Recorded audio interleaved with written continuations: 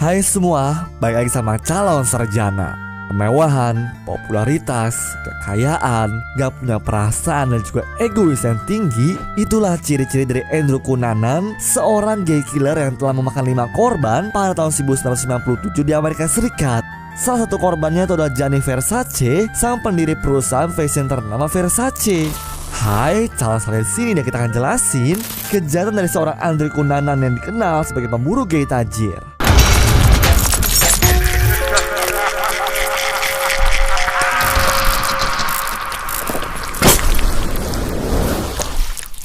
Andrew Philip Cunanan atau lebih dikenal sebagai Andrew Cunanan adalah seorang serial killer asal Amerika yang telah membunuh 5 korban dalam kurun waktu 3 bulan di pertengahan tahun 1997. Dialah yang udah membunuh desainer legendaris dunia yaitu Gianni Versace pada tanggal 15 Juli 1997. Banyak pihak yang gak mengerti kenapa sosok seperti Cunanan berakhir menjadi seorang pembunuh. Tapi beginilah sekilas tentang latar belakangnya guys. Andrew Cunanan lahir pada tanggal 31 Agustus 1969 di San Diego, California. Cunanan dikenal sebagai seorang prostitusi gay kelas atas yang suka mengincar para pria kaya, terutama para gay tajir di sekitar pantai Miami. Dia punya semua bekal jadi seorang gigolo kelas atas, mulai dari wajah menarik, percaya diri, pintar bicara, dan lihai menggombal. Sejak kecil dia sudah dimanjakan sama ayahnya dan kebutuhan hidup mereka selalu dibuat mewah seperti keluarga sultan. Ayahnya yang keturunan Filipina bekerja sebagai seorang pialang saham, sedangkan ibu Cunanan adalah ibu rumah tangga berdarah Italia Amerika. Cunanan belajar di sekolah mewah bernama La Jolla Bishop School sejak 1981 sampai 1987 guys. Sebuah sekolah yang dipenuhi murid-murid sultan dengan gaya hidup impian Cunanan. Kabarnya untuk membiayai dia di sekolah itu, orang tua Cunanan sampai menggadaikan rumah mereka loh. Tapi kenyataan miris itu gak pernah dia ceritakan ke teman-teman sekelasnya karena takut dicap miskin. Cunanan selalu membual kalau dia tuh berasal dari keluarga terpandang atau bahkan sekelas bangsawan guys. Semasa sekolah pun, Cunanan tuh selalu buka-bukaan kalau dia tuh ada seorang gay yang bertingkah layaknya sosok cowok tajir nakal. Tapi jangan salah, semasa sekolah dulu, Cunanan dikenal sebagai seorang murid yang sangat cerdas loh. Dia punya skor IQ setinggi 147. Tapi sayangnya tuh guys, pas ngelanjutin ke bangku kuliah di Universitas California San Diego, Cunanan kena drop out karena kebiasaan hidup yang mulai salah arah. Keadaan makin parah tuh guys setelah ayahnya kabur ke Filipina karena ketahuan menipu lewat bisnis pialang sahamnya.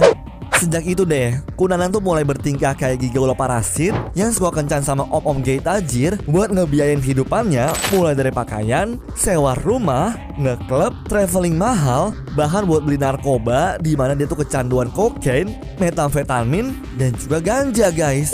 Selain kecanduan narkoba, dia juga ada ngelakuin sadomasokis dan nonton film seks yang berbau kekerasan. Nah, kegilaannya mulai terpicu pada September 1996 pas Cunanan ditinggal sama kekasihnya Norman Blackford, seorang pria tajir yang selama ini sudah memanjakan dia guys. Kabarnya mereka tuh putus karena Norman tuh gak tahan dengerin rengekannya si Cunanan yang minta dibeli Mercedes. Setelah putus inilah Cunanan makin di luar kendalinya. Kartu kredit yang dia pakai selama ini mulai habis tuh limitnya, sampai-sampai bikin dia ngejual narkoba supaya bisa ngelanjutin gaya hidup mewahnya guys. Nah dari sini kita udah bisa lihat ya kalau si Cunanan itu terobsesi banget dengan kemewahan sampai bikin dia gila. April 1997, Cunanan memulai transformasinya jadi seorang pembunuh pas pergi ninggalin California ke Minneapolis. Cunanan ngaku ke teman-temannya kalau di Minneapolis itu dia ada urusan bisnis dengan teman dekatnya bernama Jeffrey Trail, seorang veteran angkatan laut Amerika guys. Padahal faktanya saat itu Jeffrey dan Madsen lagi berusaha ngejauh dari kehadiran Cunanan. Tiba di Minneapolis, dia menetap di apartemen David Madsen, yaitu seorang arsitek yang merupakan mantan LDR-annya dulu pada bulan Desember 1995. Tanggal 25 dia masih bareng sama Madsen guys. Tapi tanggal 26 dia mutusin nginep di apartemen Trail yang kosong karena sahabatnya itu lagi pergi keluar bareng cowoknya. Dan setelah hari itu berbagai pertengkaran pun terjadi dalam inner circle-nya si Cunanan.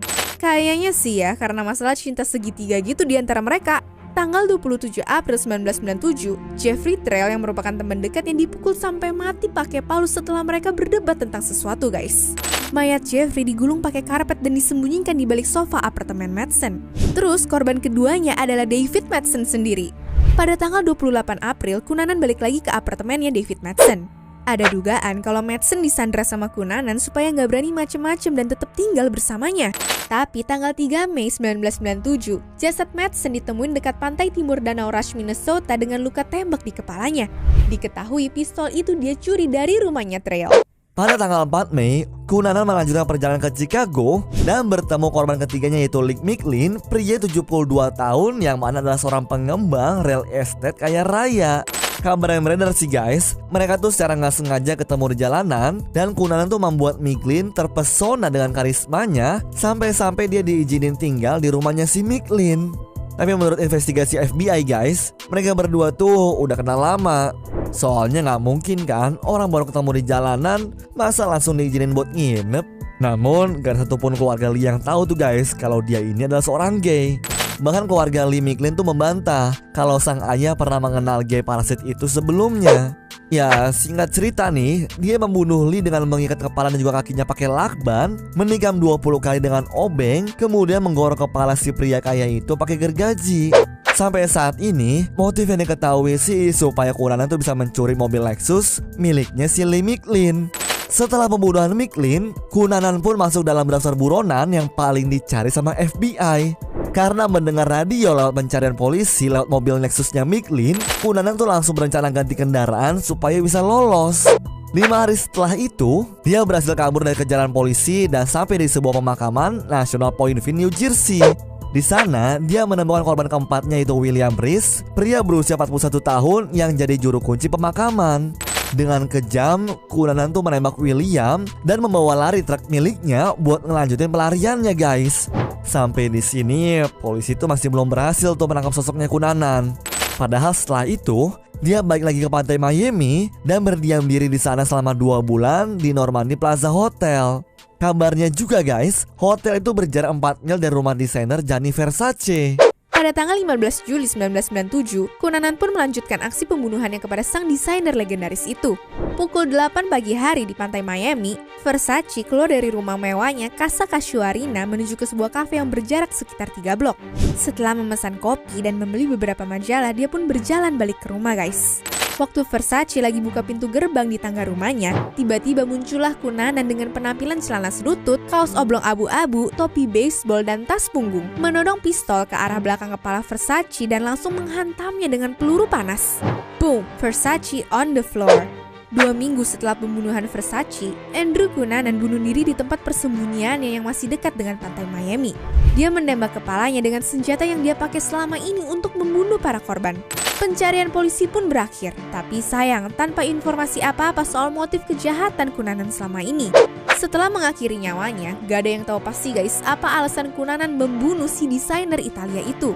Banyak spekulasi yang masih belum bisa dibuktikan sampai hari ini. FBI meyakini Cunanan dan Versace sebelumnya pernah mengadakan pertemuan di San Francisco pada Oktober 1990. Tapi pihak keluarga Versace selalu dengan tegas menyangkal kabar itu kalau sang desainer sama sekali nggak pernah ketemu si Cunanan. Sebagian orang berpendapat kalau Cunanan cuma terobsesi sama kepopuleran Versace dan bahkan sering membual tentang kedekatannya dengan berbagai selebriti. Meskipun begitu, sempat ada kabar yang bilang kalau keduanya sempat terlibat dalam transaksi seks di Miami dan juga San Francisco. Inilah yang masih jadi misteri besar dan belum terpecahkan sampai saat ini. Bahkan sempat ada motif yang dipercaya kalau Andrew Cunanan dendam sama Versace karena udah nularin penyakit HIV guys. Tapi kabar ini dibantah setelah hasil autopsi mayat Versace dan Cunanan terbukti negatif HIV. Kisah pembunuhan Gianni Versace ini pun dibalut dalam serial TV untuk channel FX pada tahun 2018. Anyways, cukup sampai di sini ya guys video hari ini. Sampai jumpa di video selanjutnya. Dah.